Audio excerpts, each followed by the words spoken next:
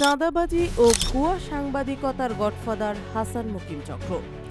অসৎ ও ভুয়া সাংবাদিকদের একটি সংঘবদ্ধ চক্র, যার নেতৃত্ব দেন চাঁদাবাজ হাসান মুকিম। এই চক্র সাংবাদিকতার পবিত্রতাকে ধ্বংস করে চাঁদাবাজিকে পেশায় পরিণত করেছে। হাসান মুকিম দৈনিক যুগান্তর পত্রিকার রামু প্রতিনিধি পরিচয়ে সাংবাদিকতা নামে সাংঘাতিকতা করে আসছে।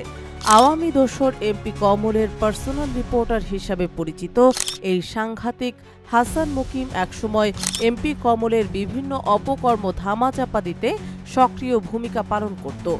এমপি কমলের পরিকল্পনায় মিথ্যা বানোয়াট ভিত্তিহীন সংবাদ প্রচার করে জনমনে বিভ্রান্তি সৃষ্টি করা ছিল তার প্রধান কাজ।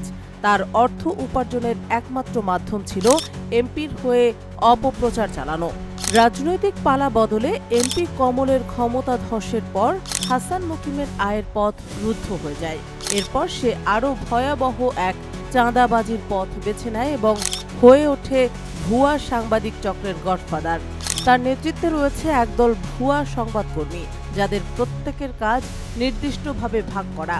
কক্সবাজার খবর নামের একটি নিউজ পোর্টালকে প্ল্যাটফর্ম হিসেবে ব্যবহার করে উদ্দেশ্য প্রণোদিত ও পরিকল্পিত ভুয়া তথ্য নিউজ আকারে সাজিয়ে বিভিন্ন ব্যক্তি ও প্রতিষ্ঠানকে জিম্মি করে চাঁদা আদায় করে থাকে এই চক্র। চাঁদাবাজ হাসান মুকিমের রয়েছে একাধিক ফেক সোশ্যাল মিডিয়া অ্যাকাউন্ট, যেখানে এসব ভুয়া সংবাদ শেয়ার করে সহজেই মানুষের মাঝে গুজব ছড়িয়ে নিজের উদ্দেশ্য হাসিল করেন।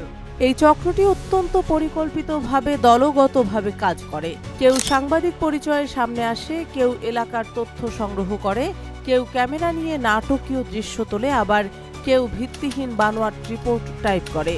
গডফাদার হাসান মুকিম মধ্যস্থতাকারী হিসেবে চাঁদার দরদাম করে। এই চক্র সেই সব ব্যক্তি বা প্রতিষ্ঠানকে টার্গেট করে যাদের সামাজিক মর্যাদা আছে কিংবা যাদের কোনো লাইসেন্সগত বা কাগজপত্রে ছোটখাটো ত্রুটি থাকতে পারে। তাদের বিরুদ্ধে মিথ্যা অভিযোগ সাজিয়ে সংবাদ হবে বলে ভয় দেখিয়ে চাঁদা দাবি করে।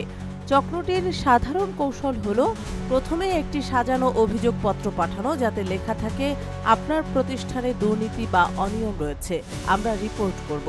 যদি ভুক্তভোগী চুপচাপ টাকা না দেয়, তাহলে নিজেদের তৈরি ফেক সংবাদ পোর্টালে বানোয়াট রিপোর্ট ছড়িয়ে দেওয়া হয়। এই চক্রের কাছে মানবিকতা বা সাংবাদিকতা বলে কিছু নেই, শুধু ভয় ভীতির চাঁদাবাজি। তারা সমাজের সৎ ও প্রতিষ্ঠিত মানুষদের আঘাত করে, তাদের সম্মানহানির চেষ্টা করে। গডফাদার হাসান মুকিম প্রশাসনের চোখে ধুলো দিয়ে চাঁদাবাজিকে নিয়মিত করে চলেছেন।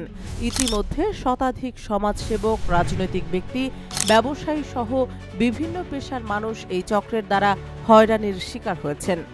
এই চক্র কখনো কখনো হোয়াটসঅ্যাপ ব্যবহার করে টার্গেট ব্যবসায়ীদের কাছে মেসেজ পাঠিয়ে কৌশলে চাঁদা দাবি করে। এক ভুক্তভোগী ব্যবসায়ী জানান, প্রতিনিয়ত হয়রানিমূলক মিথ্যা অভিযোগের ভয়ে চাঁদা দিতে বাধ্য হয়েছেন। সম্মান রক্ষা করতে গিয়ে চাঁদা দিয়ে যেতে হয়েছে, কিন্তু এখন দাবি বাড়ছে এবং সহ্যের সীমা ছাড়িয়ে যাচ্ছে। তিনি আরও জানান, প্রায় 0118104195 নাম্বার থেকে মেসেজ আসে এবং চলতি বছরের জানুয়ারির 27 তারিখে ওই নাম্বার থেকে 4000 ও 2000 টাকা করে দুইবার চাঁদা আদায় করা হয়। চাঁদাবাজ হাসান মুকিম সমাজের জন্য এক ধরনের ক্যান্সারে পরিণত হয়েছে, যাদের প্রতিরোধ করা এখন সময়ের জোরালো দাবি। অন্যথায় চাঁদাবাজ হাসান মুকিমের এই চাঁদাবাজ চক্র মহামারী আকার ধারণ করতে পারে।